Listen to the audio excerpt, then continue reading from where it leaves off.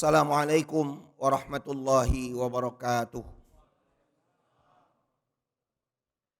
Alhamdulillah, alhamdulillahi rabbil alamin wal aqibatu lil muttaqin wala udwana illa 'alal zalimin.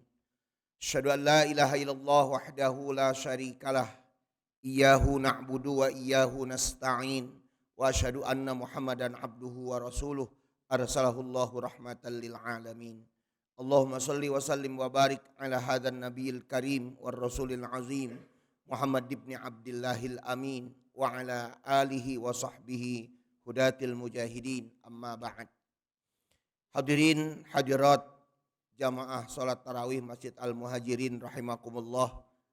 Kita awali dengan memanjatkan puji syukur kehadirat Allah Subhanahu wa taala. Alhamdulillahirabbil alamin. Kita dihadirkan kembali oleh Allah di rumahnya ini, dan kita juga bersyukur kepada Allah kita setelah menyelesaikan baik di puasa yang 5 hari maupun yang puasa di 6 hari. Mudah-mudahan seluruh ibadah-ibadah kita baik yang wajib maupun yang sunnah diridhoi oleh Allah Subhanahu wa taala. Salawat dan salam semoga terlimpah untuk Rasul kita yang terakhir, Nabi kita Muhammad sallallahu alaihi wasallam, dan mudah-mudahan pula terlimpah untuk keluarga Rasulullah, para sahabat, tabi'in, tabi'ut tabi'in, insyaallah termasuk kita sekalian hingga akhir zaman. Tema dari tausiah Ramadan kita adalah Ramadan bulan pembaruan komitmen. Sekali lagi, tema kita adalah Ramadan bulan pembaruan komitmen. Hadirin, ibadah puasa ini adalah ibadah yang dipastikan seluruh umat manusia, atau boleh kita katakan lagi hampir seluruh umat manusia sudah mengenalnya. Karena memang ibadah puasa ini termasuk ibadah yang tertua yang telah diperintahkan oleh Allah Subhanahu wa taala sebelum Nabi kita Muhammad sallallahu alaihi wasallam. Namun ada yang berbeda. Puasa yang diperintahkan Allah kepada umat terdahulu sebelum Nabi Muhammad sallallahu alaihi wasallam dengan puasa yang diperintahkan Allah kepada kita sebagai umat Nabi Muhammad sallallahu alaihi wasallam. Di mana letak perbedaannya? Ibadah puasa yang diperintahkan Allah kepada kita itu mempunyai target. Sedangkan ibadah puasa yang diperintahkan Allah kepada umat sebelum Nabi Muhammad itu tidak ada targetnya. Di mana kita melihat atau memahami bahwa ibadah yang diperintahkan Allah itu ada targetnya. Surat Al-Baqarah ayat 183. Ya ayyuhalladzina amanu kutiba alaikumus syiyam kama kutiba alal ladzina min qablikum la'allakum tattaqun. Wahai orang-orang yang beriman, telah diperintahkan, telah diwajibkan kepada kalian untuk berpuasa sebagaimana puasa itu pernah diwajibkan pula kepada umat sebelum kalian, sebelum kita. Apa targetnya? Dengan ibadah saum itu kalian menjadi orang-orang takwa.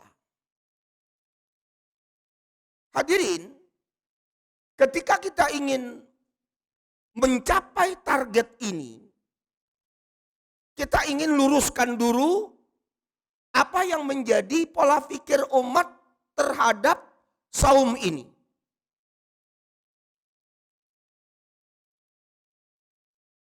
Pemikiran umat terhadap saum ini menjadikan Ramadan itu hanya mengumpulkan pahala. Ini kita boleh katakan kesalahan di dalam memahami tentang saum Ramadan. Di mana kita melihat ini banyak aktivitas-aktivitas ibadah kita tingkatkan. Yang sunnah-sunnah kita tingkatkan. Yang tadinya kita malas untuk bersedekah, kita bersedekah. Bahkan zakat yang misalnya belum dikeluarkan secara waktunya, maka dia lebih dulu mengeluarkannya. Apakah ini salah? Tentunya tidak salah. Silahkan saja Bapak, Ibu, adik-adik memperbanyak pahala. Silahkan, gak ada larangan dalam masalah ini. Tetapi jangan sampai apa yang kita lakukan pada Ramadan ini tidak kita lakukan lagi di luar bulan Ramadan. Sehingga persoalan inilah yang seharusnya kita rubah lebih dulu. Pola pikir yang kita maksudkan tadi. Bagaimana merubahnya? Kita harus paham apa makna Ramadan itu sendiri. Kata Ramadan yang berakar kata dari kata ro, mim, dan dot, hurufnya Ramadan. Yang bila kita terjemahkan ke dalam bahasa Indonesia artinya memanaskan. Panas. Atau ada sebagian lagi mengartikan Ramadan itu sendiri berarti penggemblengan. Jadi bulan Ramadan itu adalah bulan penggemblengan. Apa yang digembleng? Seluruh unsur apa yang kita punya dalam diri kita. Kita digembleng. Digembleng kedisiplinan kita. Digembleng bagaimana fisik kita untuk tidak makan terus. Digembleng dari sisi kekikiran kita. Bagaimana supaya kita tidak kikir. Dan seterusnya itu berarti Ramadan adalah bulan penggemblengan. Kenapa ini harus terjadi buat kita dari Allah? Harus kita upayakan dari Allah buat kita ini. Karena kita harus bisa menghadapi 11 bulan yang akan datang. Mulai dari nanti setelah Ramadan ini adalah Syawal. Setelah Syawal masuk kepada Dzulqa'dah, masuk kepada Dzulhijjah, masuk kepada Muharram, Safar, Rabiul Awal, Rabiul Akhir, Jumadil Awal, Jumadil Akhir, Rajab dan Sya'ban kembali kita nanti insya Allah ketemu. 11 bulan itu dipersiapkan dari 1 bulan sekarang ini. Jadi dengan demikian bulan Ramadan itu bulan training center, pusat latihan. Dilatih segala-galanya oleh Allah di bulan sekarang ini. Nah lalu tadi kita katakan bagaimana supaya kita bisa sampai kepada target la'allakum tattaqun. Ada komitmen yang harus kita lakukan minimal ada 3. Berdasarkan ayat 183 sampai ayat 188. Yang ditandai kalau Quran cetakan Indonesia itu di sampingnya ada huruf ain. Antara ain yang pertama dengan ain yang berikutnya berarti ayat itu ada dalam satu alinea. Yang masih berkaitan. Yang pertama komitmen seperti apa? Komitmen untuk melakukan tajdidul iman. Yaitu melakukan pembaharuan iman. Kenapa ini kita lakukan? Sadar atau tidak sadar iman kita ini sudah terkontaminasi Bapak Ibu adik-adik. Terkontaminasi dengan dosa, terkontaminasi dengan kemaksiatan-kemaksiatan. Bahkan boleh jadi iman kita itu hampir masuk ke dalam kekufuran. Nauzubillah min dzalik. Maka iman yang sudah seperti itu harus diperbaharui. Sekalipun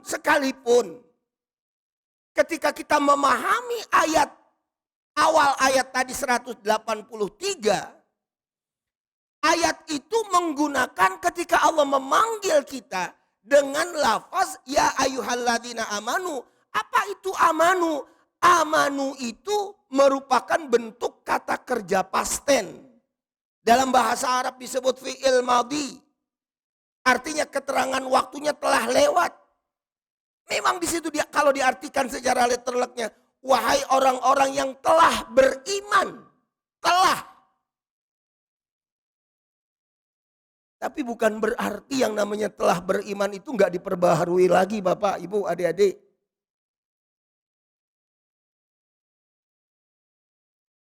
Di mana kita katakan bahwa orang yang telah beriman itu memerlukan pembaharuan lagi dari imannya itu.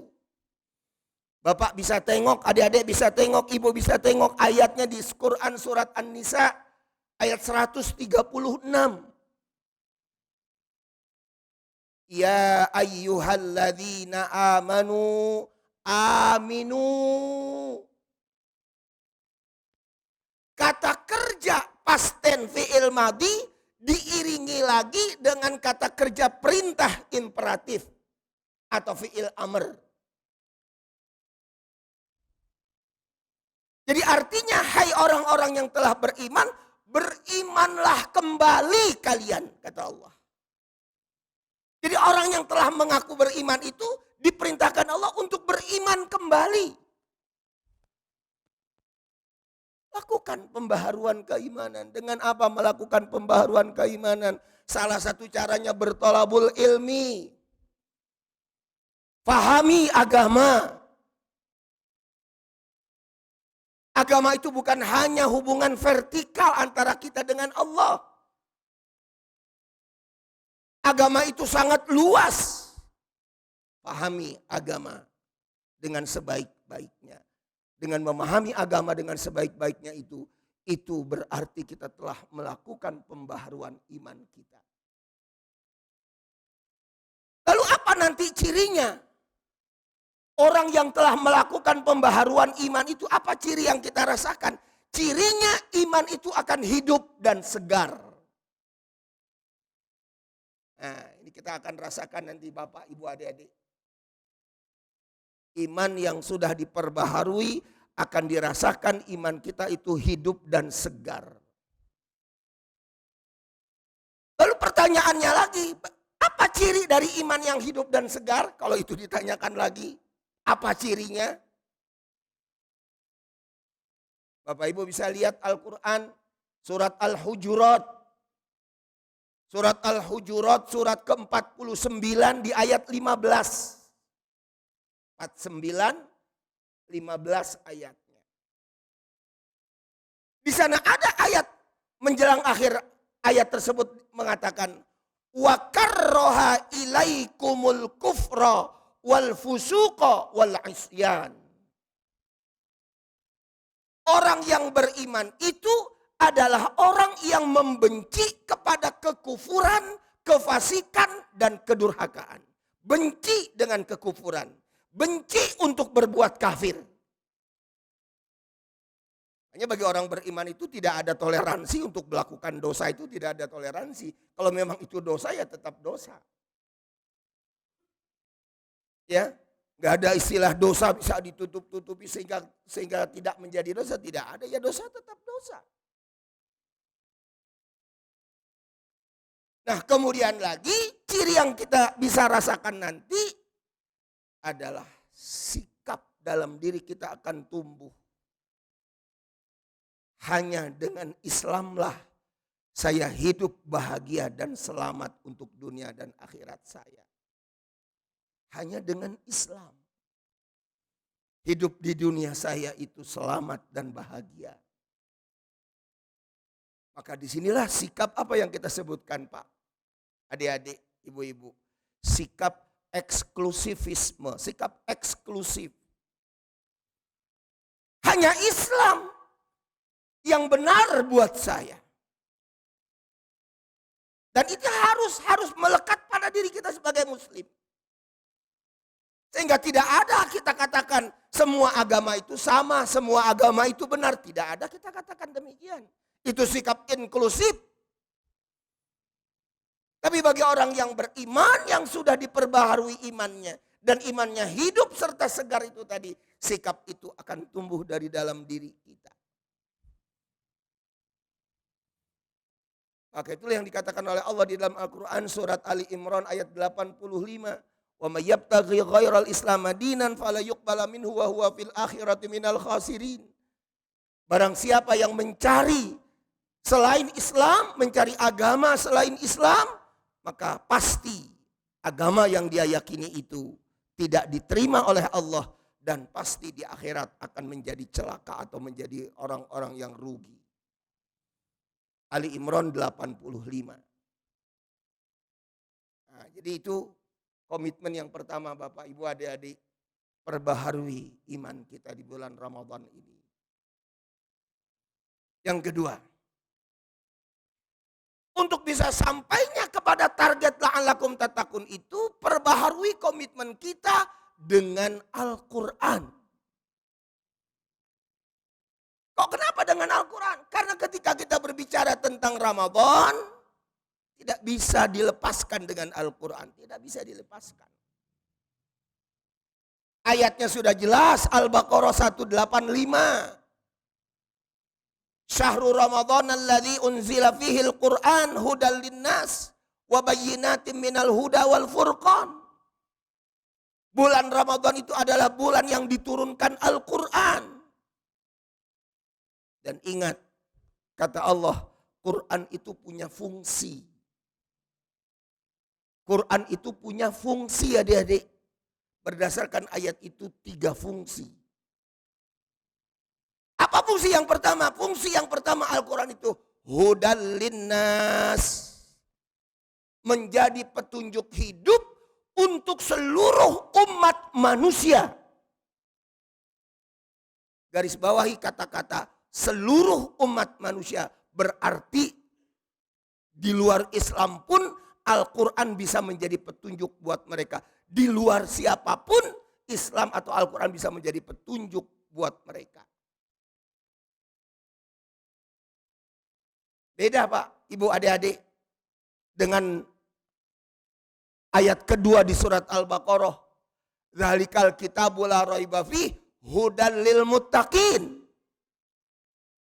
Quran itu menjadi petunjuk buat orang-orang yang bertakwa. Tapi 185 hudal linnas. Di mana Pak adik-adik yang namanya Quran itu menjadi petunjuk buat manusia? Salah satu contoh misalnya. Betapa banyaknya intelektual muslim sekarang ini. Banyak yang menjadi mu'alaf. Tertarik dengan Quran, tertarik dengan Islam. Karena apa? Karena dia memahami Al-Quran. Siapa contohnya? Kita berikan contoh. Di tahun 1973, seorang dokter ahli bedah berkebangsaan Prancis yang bernama Maurice Bucaille. Dia melakukan penelitian terhadap mumi Fir'aun di Mesir. Karena memang ayat Al-Quran mengatakan di dalam Quran surat Yunus ayat 92, Allah katakan pada surat Yunus ayat 92 itu, kami selamatkan badanmu wahai Fir'aun. Dia melakukan penelitian terhadap mumi Fir'aun. Apa yang dia simpulkan? Disitulah akhirnya dia mengatakan kebenaran Al-Quran. Fir'aun tenggelam jauh sebelum Nabi Muhammad. Bapak bisa bayangkan. Tahun 73 baru dilakukan penelitian tentang keberadaan mumi Fir'aun itu. Apa akhirnya sang dokter ini memeluk Islam, menjadi seorang muslim. Akhirnya dia pun membuat buku. Dari hasil penelitiannya, dia membandingkan perbandingan antara sains, Bible, dan Al-Quran. Bagaimana Al-Quran menginformasikan tentang sains. Begitulah akhirnya sang dokter ini menjadi seorang muslim. Itulah yang disebutkan kata Allah, hudal linnas, menjadi petunjuk buat umat manusia manapun. Sekalipun dia seorang ateis, ketika dia mau memahami Al-Quran, insya Allah dia menjadi tertarik dengan Al-Quran. Lalu bagaimana kita, Pak? Nah, ini pertanyaannya sekarang. Kita berpuluh-puluh tahun punya Quran di rumah. Sampai bulukan Qurannya ya Pak ya. Sampai covernya pun akhirnya copot. Lepas. Saking apanya itu Pak? Rajin dibuka apa nggak pernah dibuka? Yang kita lihat seperti itu, yang kita rasakan seperti itu. Nah, apa kesimpulan Pak? Kenapa umat Islam ini tidak bisa melakukan seperti apa yang dikatakan oleh si Maurice Bucaille yang tadinya adalah dia non-muslim? Karena umat Islam hasil penelitian khusus di Indonesia nih Pak ya. Saya tidak mengatakan di luar negeri atau di negara lain. Hasil penelitian dari Kementerian Agama. 72% umat Islam tidak bisa membaca Quran. 72% umat Islam tidak bisa membaca Al-Quran. Maka inilah yang mengakibatkan umat Islam ini mengalami kemunduran secara internal umat Islam lebih dulu. Seharusnya hubungan kita dengan Al-Quran itu 4 Pak. 1 membaca. 2 memahami, 3 menghayati, dan 4-nya mengamalkan Al-Quran. Jadi karena umat Islam tidak bisa membaca Al-Quran, maka kita semakin lama semakin tertinggal. Nah disitulah keberadaan kita sebagai umat Islam. Fungsi-fungsi Al-Quran yang kita katakan tadi ada 3, tidak kita rasakan sebagai umat yang telah meyakini Al-Quran dan memiliki Al-Quran. Kemudian yang terakhir, yang ketiga. Komitmen kita yang harus kita perbaharui dalam bulan Ramadan ini. Komitmen untuk memperbanyak doa. Bapak sekalian, kita kebanyakan doa ini barangkali. Kalau ada yang mengomandoi baru ikut. Barangkali ketika kita habis sholat doang, sholat fardu. Maaf Bapak Ibu adik-adik, barangkali kita jarang menggunakan atau memanfaatkan momen-momen doa-doa yang dikabulkan oleh Allah, khususnya yang berkaitan dengan bulan Ramadan. Di saat kapan? Di saat menjelang berbuka. Menjelang berbuka itu adalah momen yang sangat baik buat kita. Kapan lagi Bapak Ibu adik-adik doa yang makbul itu di saat kita menjelang sahur. Itu momen-momen terpenting untuk kita perbanyak doa di sana. Kalau di dalam sholat, perbanyak doa di waktu sujud. Perbanyak doa ketika kita selesai membaca tahiyat akhir. Sebelum salam. Nah lalu apa nanti Pak yang kita rasakan Pak? Orang yang selalu banyak berdoa itu apa yang akan kita rasakan sendiri? Kita semakin lama semakin mau membutuhkan Allah. Butuh kita dengan Allah dalam hidup ini.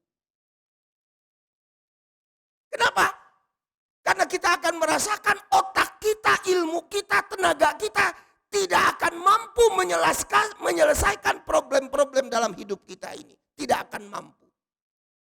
Kalau tidak ditolong sama Allah. Terbatas, otak kita terbatas, ilmu kita terbatas, tenaga kita terbatas. Kalau nggak ditolong sama Allah, nggak akan selesai. Makanya orang yang banyak berdoa itu akan mempunyai sikap tawadhu'. Rendah hati. Tawadhu dirinya, dia enggak sombong. Enggak ujub. Kalau orang itu banyak doa. Maka hasil-hasil yang seperti inilah tadi. Dari kita memperbaharui iman. Hubungan kita dengan Al-Quran. Dan juga berdoa. Kita perbanyak doa-doa ini. Itulah arah untuk kita bisa menjadi orang-orang yang takwa itu. Akhir di ayat 186 atau awal ayat 186 kita awali dari ayat awalnya. Wa idza sa'alaka ibadi anni fa inni qarib ujibu da'watad da'i idza da'an falyastajibuli wal yu'minu bi la'allahum yarsyudun. Ada la'allahum yarsyudun.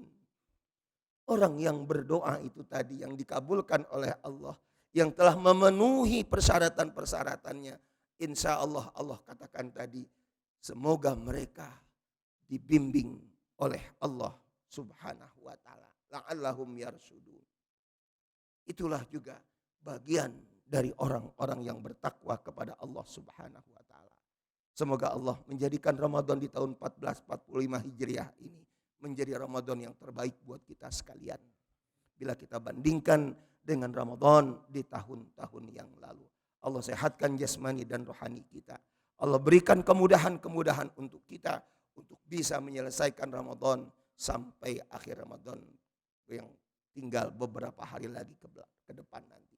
Semoga Allah sekali lagi membimbing kita dengan hidayahnya. Subhanakallahumma wa bihamdika asyhadu an la ilaha illa anta astaghfiruka wa atubu ilaik. Kalau kelamaan mohon maaf ya Pak.